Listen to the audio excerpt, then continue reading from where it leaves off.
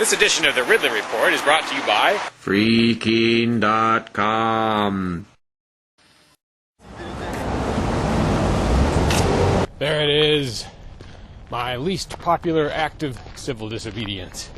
Picking up trash in a Manchester, New Hampshire park during curfew.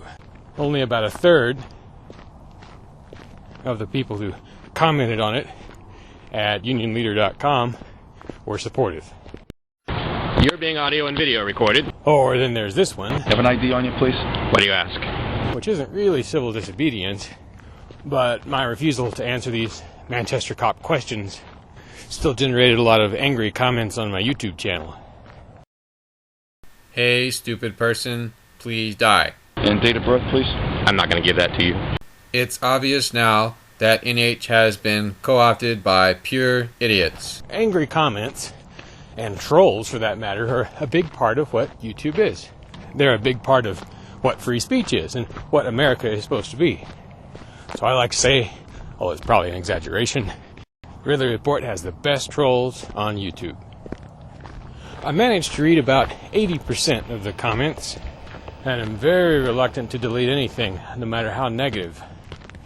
Anti-Ridley Report trolls tend to be welcome on the Ridley Report. Not all liberty-oriented sites follow this approach. Some will ban you outright for being too contrarian.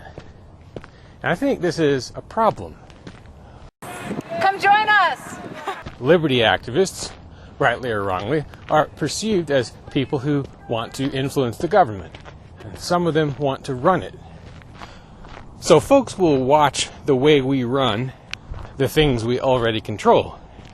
Sure, we may have the right to quell speech on our own sites that we don't like.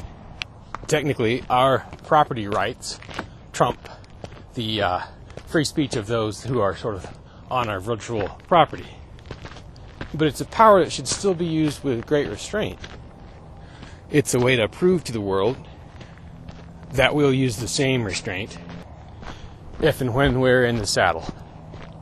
One thing I've noticed after doing this for the whole 3 years of the Ridley Report is that it tends to soften the opposition of your enemies. Many of them are used to having their comments routinely deleted, and they tend to respond well when they start to notice that you're standing up for their free speech on your site.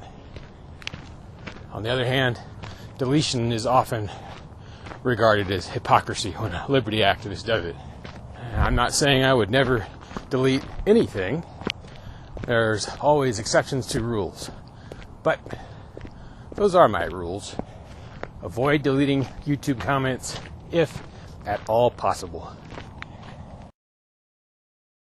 This program is brought to you by freekeen.com. Freekeen.com features audio, video, and blogs chronicling the transition to a voluntary society. Freekeen.com also has comments and discussion forums so you can be heard.